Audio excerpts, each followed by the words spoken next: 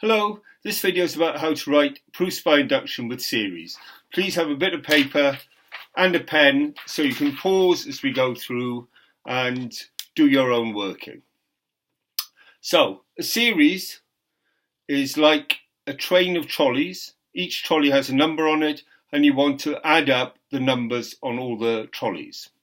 And you write it in maths like this, that big Greek capital S is called a sigma, and that says the sum from r equals 1 from the first trolley to n to the nth trolley of r squared, which means on each trolley we have r squared. On the first trolley we have 1 squared, on the second trolley we have 2 squared, on the third trolley we have 3 squared, on the fourth trolley we'll have 4 squared, and so on up to n squared. If we want to know what this sum is, we have a formula and we want to check whether it's true. We will do this by a proof by induction. So, this is our claim, and we're going to do a proof by induction. What's step 1? Yes, you know what step 1 is. Step 1 is to prove the claim for n equals 1. To do that, we put n equals 1 in here. On this side, we get the sum from 1 to 1, which is just the first trolley of r squared. So that's just 1 squared.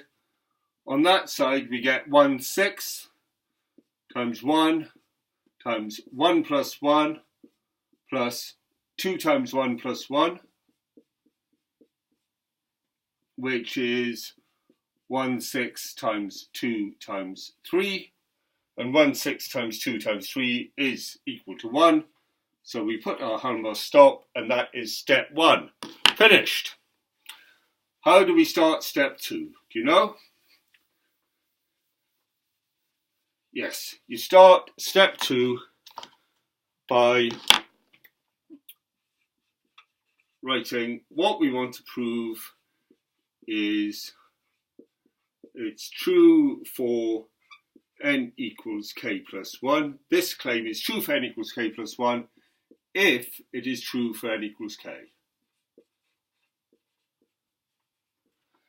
When we start step 2, we don't know whether it's true for any value of k except 1. Which we proved in step 1. In fact, we could do step 2 before step 1 if we liked, in which case we wouldn't even know it was true for 1. But this step 2 will prove that if it's true for 1, then it's true for 2. If it's true for 2, then it's true for 3. If it's true for 3, then it's true for 4. Then it's true for 5. Then it's true for 6, and so on through all the numbers. So, step 1 and step 2, neither proves very much by itself. Together, they prove everything. For step 2, so we want to prove that the sum from 1 to k plus 1 of r squared is 1/6 k plus 1, k plus 2, 2k plus 3, which is just this claim with k plus 1 plugged in instead of n. What we have to start with is suppose for the sake of argument that it's true for n equals k, which implies the sum from r equals 1 to k of r squared is this with k plugged in instead of n. So, how do we find out anything now about the sum to k plus 1 squared? Well,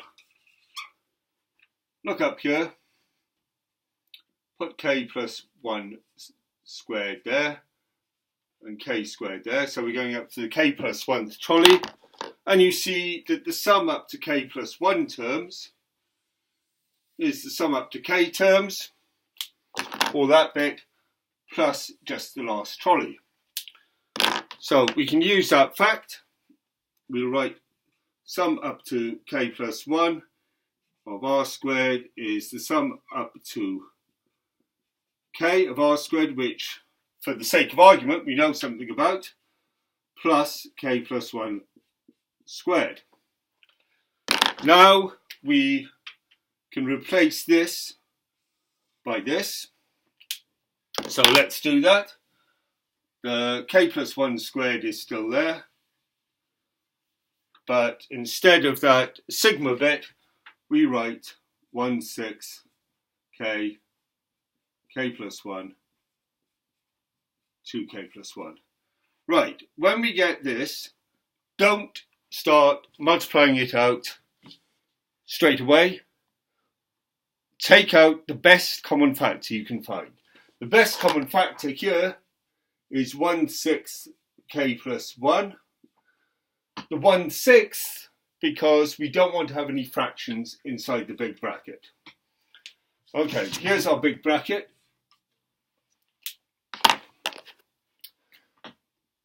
What do we get here? Well, k plus 1 goes into that k plus 1 times, 1/6 goes into 1/6 times, so you've got 6k plus 1.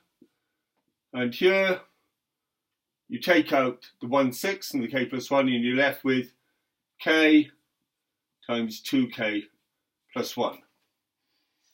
Okay, right, now we will expand and collect terms inside that big bracket, and what do we get? We get 2k squared here.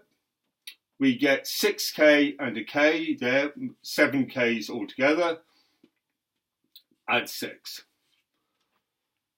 Now we factorise that, 1/6 k plus 1, and this factorises into k plus 2, 2k plus 3.